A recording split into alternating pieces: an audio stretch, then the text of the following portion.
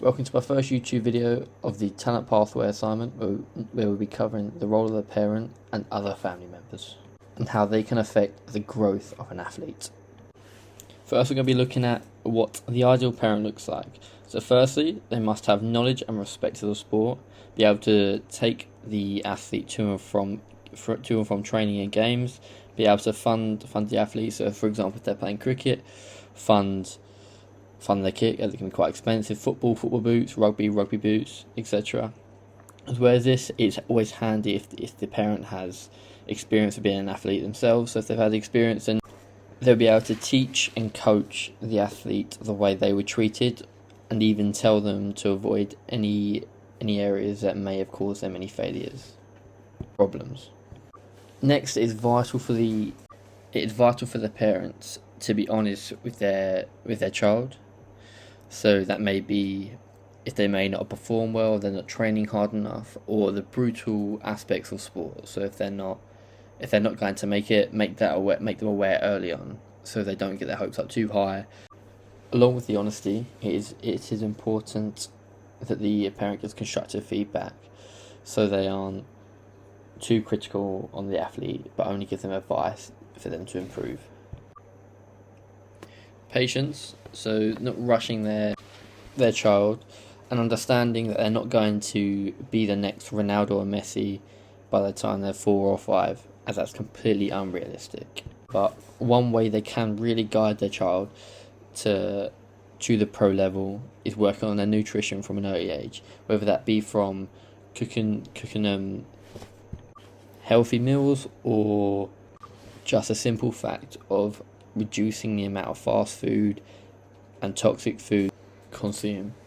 And finally, what the last aspect to what an ideal parent looks like is having good communication with the coach. So understanding what the coach wants from the as a parent, how they can help and support the coach to improve the athlete's needs. It's not what you know, it's who you know,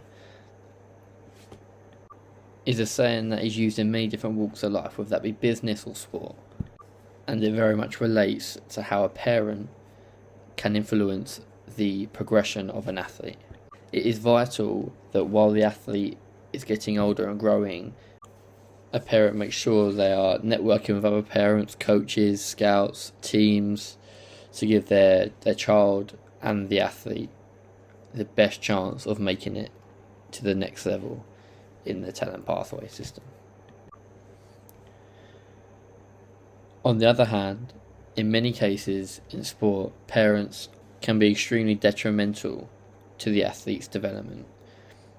This can be through a term, it is called helicopter parenting, which is a term that describes hovering parents that are too involved, and this doesn't help promote and allow the athlete to find their own way in the sport, and really kills any chance of autonomy occurring for the child.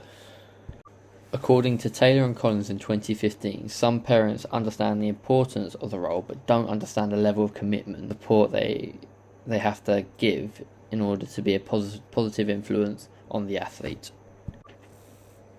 The athlete perspective, what do they want? According to Taylor and Collins in 2015, it is vital that they understand the needs of the athlete before the competition, whether that may be through nutrition or the way they act, to not get too involved, which may lead the athlete to overthinking and underperform during the competition or game. They need to be positive and relaxed during the game, so no screaming and shouting on the sideline, which is always the case for any youth football with passionate parents. The effort of the athlete over the out will enable the parent to give. This will mean the parent should be given constructive feedback rather than going through particular events during the game.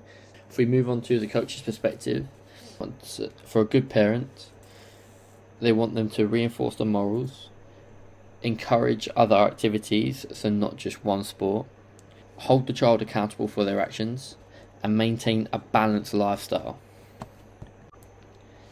What they want to avoid is making it too serious, undermining the coach and what the coach has said, ignoring any bad behaviour they may have witnessed during the game, and distracting their child during games. This is according to Gould et al. In 2008.